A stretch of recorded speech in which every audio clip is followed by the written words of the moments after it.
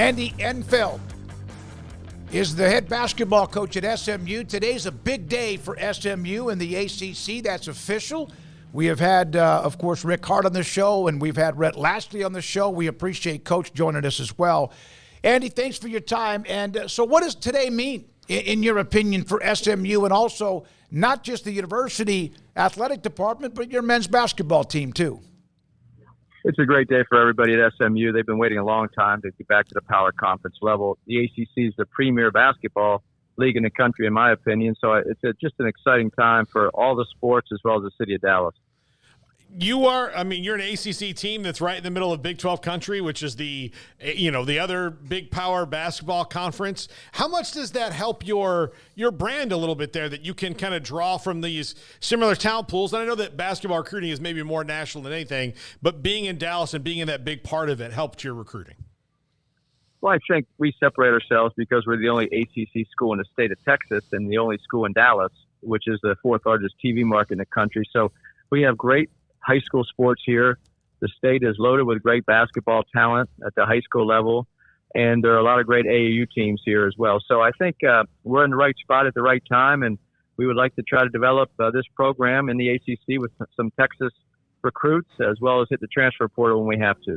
Coach, it's been a busy year. I mean, taking that SMU job, making the leap as they move into the ACC, just how have you kind of acclimated to Dallas? I don't know maybe what your prior history there was, but how are you getting to know SMU, just the league and all that comes with that? Well, the most time I spent in Dallas when I was an assistant coach in the NBA, and we played the Mavericks, and I enjoyed it then, but that was a long time ago. Yeah. I am very pleasantly surprised. SMU is in a beautiful area. The city's very accessible, and the energy here is top-notch. What the Mavericks did here to get the basketball fans excited in Dallas, we're just hoping at SMU that we can go out and be very competitive and win some games and get the city behind us like they did the Mavs.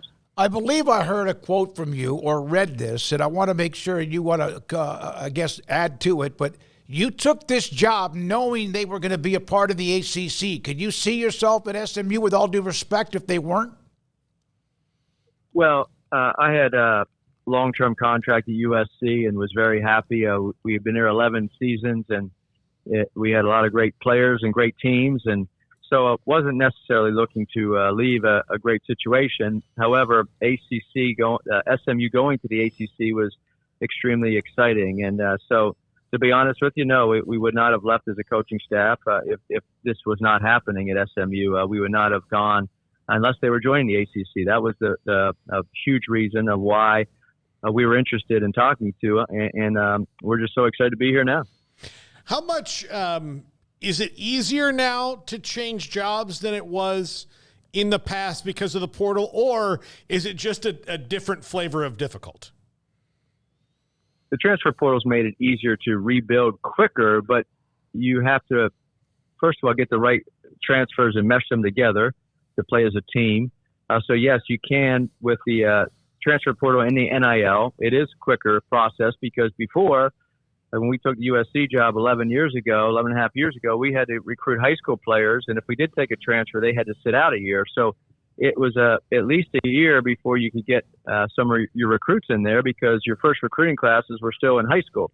So it is a different time now. It makes it quicker, but at the same time, you have to really evaluate and try to get to know these young men that you're bringing to your program.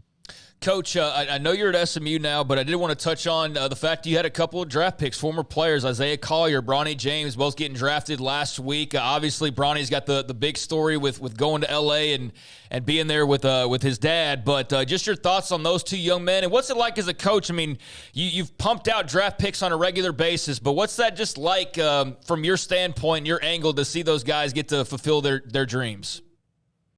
Well, really proud of Isaiah and Bronny. They've worked so hard to get to where they are in their games today, to be drafted. We've had, I think we had 10 NBA. Isaiah was the 9th and Bronny was the 10th NBA player we've had since 2018 at USC. So we've had quite a few draft picks, quite a few NBA players that have been successful and sustained their success in the league. And I think both those young men will be in a development stage and will have long NBA careers, and just excited for them. When you were at Johns Hopkins, did you ever get recruited by the lacrosse coach? No, I did not, but I did run a lacrosse camp with Dave Petramala for 10 years, and David's one of my great friends. And of course, he won 2 national championships as the head coach at Hopkins many years later. Can you try to describe how physical that sport is? I mean, the cardio, yes, but it's more. I think people may think it's physical, but it to me is an incredible sport. Well, lacrosse, like a lot like basketball, you have the player movements, you have zone defense, man defense, you have cutting. So it's a lot. The movements and the philosophy, offense, defense, just like basketball. So I think it's a tremendous sport. It's really grown since we started at lacrosse camp in 1992. The sport has grown through the Midwest all the way out to the West Coast, and I love watching it. What do you think SMU needs as they enter the ACC? They have they have a history in basketball. Is there anything else the school's going to do to make sure that everything is set as you enter the ACC? We have great support here, the administration, all the way from the president's office down to the athletic department. Rick Carter, our athletic director, is terrific, very experienced, Laura Nadee.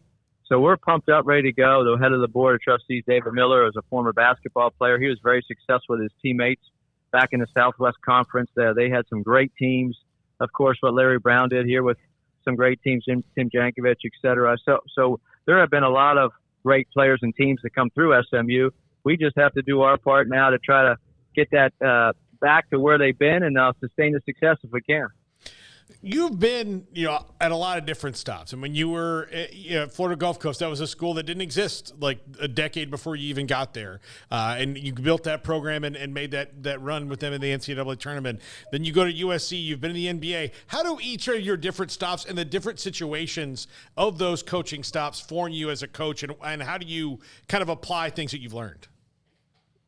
Well, I started as an assistant coach in the NBA, and then I went to Leonard Hamilton, joined his staff at Florida State, learned how to watch just a Hall of Fame coach build a program, and so I was very fortunate to work with Coach Hamilton.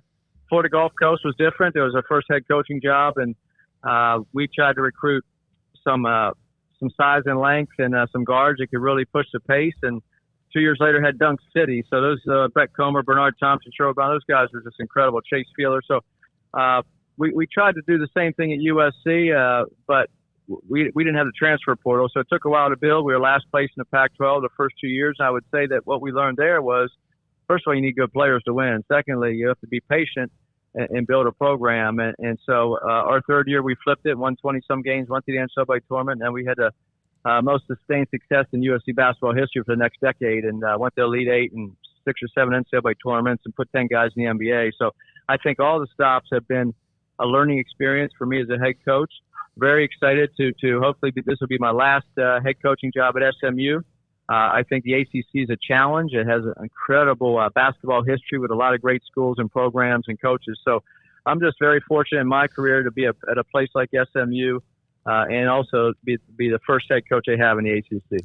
Coach, what's been your message to SMU supporters, just fans and people in general when it comes to the expectation of what they'll see when they see Andy Enfield led SMU take the court next season? Well, we'll try to play our style, spread the floor. We'll try to push the pace. And at USC, before this past year, we had these injuries. The last 4 years, we led the nation in defense, at field goal percent defense over a 4-year period. And so defensively, we are going to try to be exceptional once again.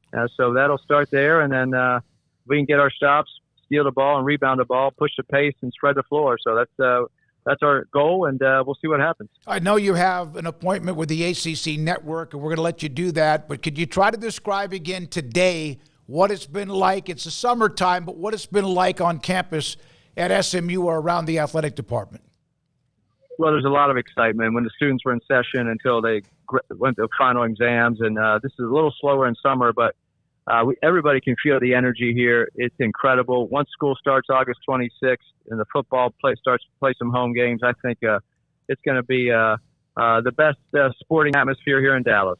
Thank you, Coach. Thanks for your time. Andy Enfield, he's the men's basketball coach at SMU. He was on that run. He was the head coach at Florida Gulf Coast, Dunk City, and then went to USC. And he said it when he took the job at SMU. Had it not been for the fact that they were entering the ACC, he would not, he said it again to us, take that job. Well, yeah. He would probably still be at USC because otherwise, you're talking about a step down. With all due respect to SMU basketball, now you're talking about being a part of the ACC with something to build.